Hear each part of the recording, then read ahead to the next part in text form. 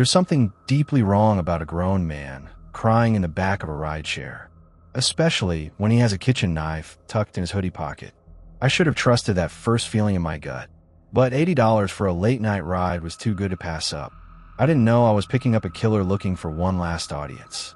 I've been driving for Juno rides for 3 years. Nights only. Less traffic, bigger tips, fewer complaints. It was a Tuesday, close to 1:20 a.m. when I got the ping. Pickup from an abandoned gas station near the edge of town. Weird, but not unheard of. Name on the app: Mason. He got in, middle-aged, bald, wiry frame. Smelled like motel shampoo and metal. Eyes red like he'd been crying for hours. Black hoodie, jeans, heavy boots. Destination: 45 minutes west. No drop-off details. Just coordinates. Middle of nowhere. Sorry, he mumbled. My phone's dead. Just follow the map. I drove. He stayed silent. 10 minutes in, I tried small talk. Rough night. He chuckled. A short, sharp laugh. You could say that, he said. You ever have to get rid of something that screamed? I blinked. Like a pet. He looked straight ahead. Something like that. That should have been my cue to pull over and end the ride. But the road was empty, and the payout was climbing. I figured he was drunk. Maybe crazy, but harmless. Until he asked, "Do you believe people can deserve what happens to them?" My stomach tightened. I slowed the car a little. "Depends," I muttered. He leaned forward, close enough that I felt his breath. "I picked her up just like you picked me up," he whispered, "except she begged for her life." Goosebumps crawled up my neck. I glanced at the mirror. His hands were in his lap, shaking, but not from fear, from excitement. "You know what it's like," he continued, "to hear someone lie while they're crying?" She told me she didn't have kids, but I found a pacifier in her bag. I slammed the brakes. "We're done," I said, trying to stay calm. "Ride's over." He didn't move, just stared at me in the mirror, face completely blank. "I paid," he said. He wasn't holding a knife yet, but his hand was now inside his hoodie pocket, gripping something. "Okay, man," I said slowly. "Let's just get you where you're going." I started driving again, and that's when I made a choice. I tapped the emergency icon on my dash. Silent signal. Sends location and distress code to dispatch, and cops if I go offline. But the signal takes 3 minutes to process. We had 25 minutes to go. He began talking again. She said she was a nurse. I found out she was on OnlyFans. Lied right to my face. So I made her confess. On video. My hands were trembling on the wheel. I could feel sweat pooling at the base of my spine. "She's in the lake now," he said, smiling faintly. "With the others." "Others?" He nodded. 3 this month. I almost threw up. I could hear my own heartbeat in my ears. Then I saw the turnoff. A dirt road, barely lit. The GPS said to go right, but I kept going straight. "What are you doing?" he asked. "I missed it," I lied. He got louder. "Turn around." "No shoulder. I'll loop ahead," I said, voice cracking. Then the signal hit. My screen flashed. "Emergency signal received. Units yin route. 5 minutes." I pushed the gas. He knew something was off. "You called someone?" I didn't answer. He pulled out the knife. I swerved. The car hit a ditch and stopped hard. He lunged forward and cut my shoulder. Shallow, but enough to blind me with pain. We fought, scrambling in the front seat. I grabbed the seatbelt lock and yanked it across his neck. He bit my hand. I needed the gear shift, and the car jolted into reverse, throwing us both. That's when I heard the sirens. Cops came fast, pulled me out, tackled him. He screamed the whole time, not threats but laughter. They found a GoPro in his bag, still recording. There were 3 video files. Each one showed a woman, tied, crying. The last one, taken just 2 hours before my pickup. The timestamp was 11:06 p.m. The woman had been reported missing at 10:45 p.m. He'd murdered her, then called me. His name wasn't Mason. It was Brad Keller, 42, no priors, never flagged. They found 4 bodies in the lakes near the town border. All sex workers, all tortured, then drowned. He used rideshare apps to move between dump sites, always prepaid with burner cards.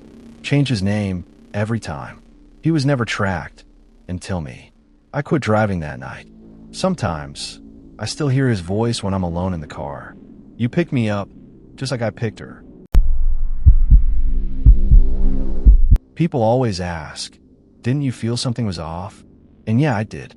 From the second he sat down at my table, I felt like I was being watched from inside. Like my bones knew something my brain hadn't caught up to yet. I just didn't expect him to have a body in his car trunk while ordering pancakes. I was 19, working the graveyard shift at a 24/7 diner off I-94 in Wisconsin. It was January. Quiet. Cold enough to feel like the wind was slicing your skin open. Only the regular drunks and truckers came in after 2 a.m. Then came him. 3:11 a.m. He walked in like fog. Quiet. No phone. No rush. Sat at table 9 by the window. Wore a blue flannel shirt, jeans, and tan boots with salt stains. Looked like someone's uncle. Average height. Clean nails. Not weird, just still. Like if you blinked, he'd vanish. I did what I always did. Poured coffee. Handed him a menu, smiled. He didn't look up. Just said, "Do you have a back in trance?" "No, just the front," I replied. His eyes finally met mine. Pale. Blue. No light behind them. He smiled barely. "Good," he said. "Keeps things clean." I laughed nervously. Wrote it off as weird humor. Took his order. Scrambled eggs, dry toast, black coffee. And walked away. But I watched him. Something in my gut itched. He kept glancing at the door. Then his watch. Then back at the parking lot. And that's when I saw it. He had blood under his fingernails. Not a lot. Just a line. Dried. Brownish red. You'd miss it if you weren't staring. I told myself maybe he worked in a butcher shop. Or had a nosebleed. Anything normal. But then he asked for plastic gloves. "Sorry, we don't have those," I said.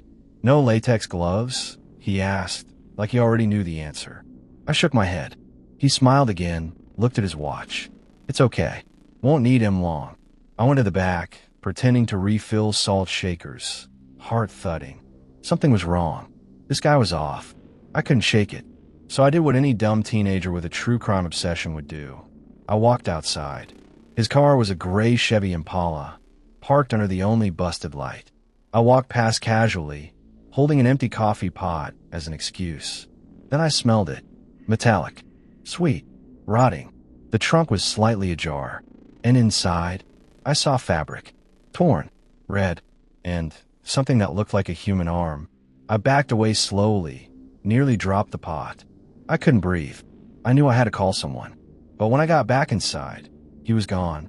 No door opened. No bell above the frame. No car leaving. Just vanished. His plate was untouched. Only the coffee had been drained. And in the mug, he'd left something. A Polaroid. I picked it up with shaking fingers. It was a photo of a woman, bound, gagged, terrified. And behind her, that same flannel shirt. I called 911 immediately. Cops came in 10 minutes. I was hysterical, shaking, babbling. They checked the lot. No car. No trunk. Nothing. But when I gave him the photo, one of the officers went pale. He stepped outside and radioed for someone. Turns out that woman in the picture, she was reported missing 2 hours earlier, in a town 60 miles away. They later found her body dumped near the river, a plastic bag over her head, her hands tied with shoelaces. Cause of death, asphyxiation. Guess what else they found? Pancake syrup in her stomach. Same as we serve at the diner. A month later, the FBI came by. Show me pictures. Faces. Dozens of them. Men across several states. One face stood out. He wasn't a ghost. He was real. Name: Carl Denton. Suspected of murdering at least 5 women. Never caught. He had a pattern. Small towns, roadside diners, late hours, and young waitresses. He'd sit, smile, leave just enough to be remembered, but never enough to catch. They called him the Interstate Phantom, and I serve him coffee. I quit that job 2 days later, but I still work night shifts sometimes, different city, different diner. And every now and then, a man comes in my thoughts. And I wonder, there's too much out there that we know nothing of.